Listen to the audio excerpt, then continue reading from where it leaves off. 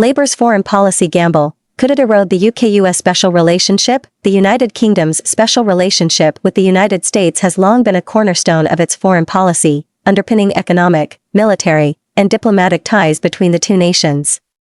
However, as the Labour Party positions itself as a government in waiting, its foreign policy proposals have drawn sharp criticism, with opponents and analysts alike labeling them as dangerously misguided.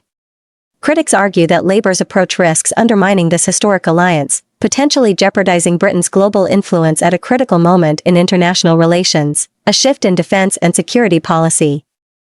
Central to the criticism of Labour's foreign policy is its stance on defence and security.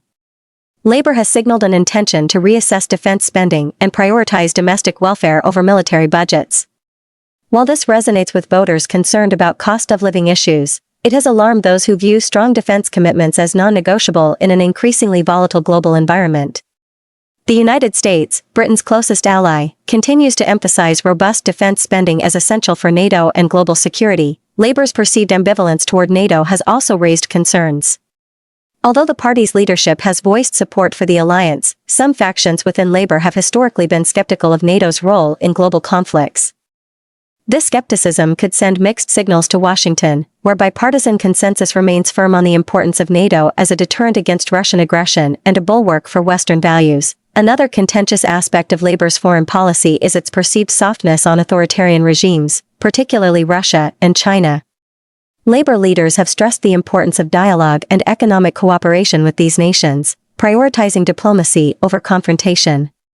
Critics argue that this approach risks China's rising influence, both economically and militarily, has prompted many Western governments to adopt a more assertive stance.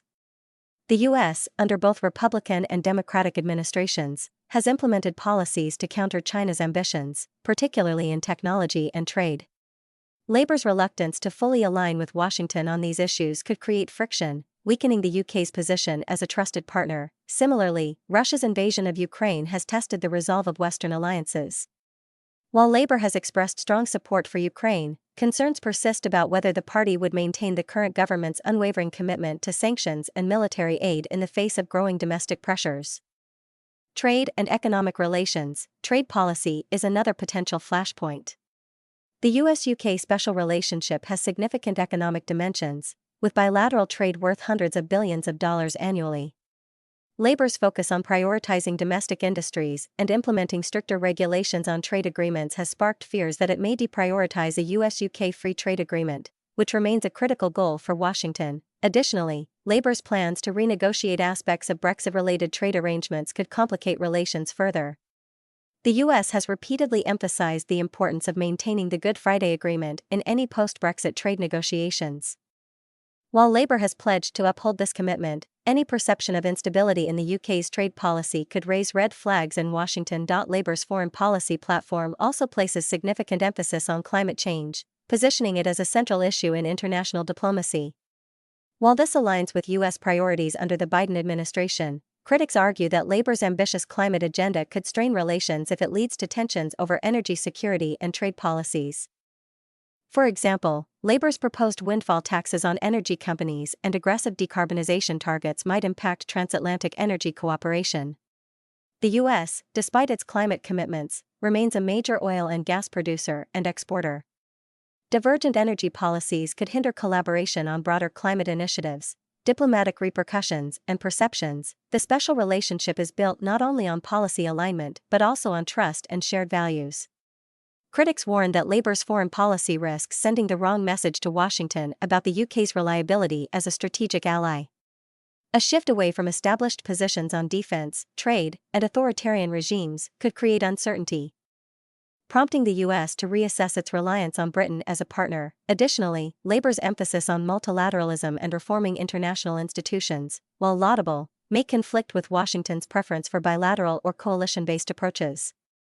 If not carefully managed, such divergences could weaken the UK's ability to shape global outcomes in tandem with the US. Defending Labour's vision, Labour, for its part, argues that its foreign policy is rooted in pragmatism and reflects the changing priorities of a post-Brexit Britain. Party leaders have emphasized the need to balance international commitments with domestic needs, arguing that a focus on diplomacy and economic cooperation will ultimately strengthen Britain's global standing. Keir Starmer, Labour's leader, has sought to reassure allies by reaffirming the party's commitment to NATO, the US-UK alliance, and Ukraine. Labour has also highlighted its plans to tackle global challenges like climate change, inequality, and migration, framing these issues as central to its vision of a fairer, more sustainable world. The stakes could not be higher. As the world grapples with mounting challenges, from geopolitical tensions to economic uncertainty, the US-UK special relationship remains a vital pillar of stability and cooperation. Any perceived weakening of this alliance could embolden adversaries and undermine the broader Western order. As the next UK general election approaches, Labour's foreign policy will undoubtedly come under increased scrutiny.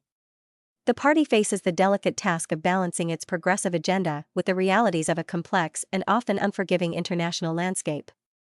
Whether it can achieve this balance without alienating its most important ally remains to be seen. In the end, the future of the special relationship will depend not only on policy decisions, but also on the ability of both nations to navigate their shared challenges with mutual respect and understanding.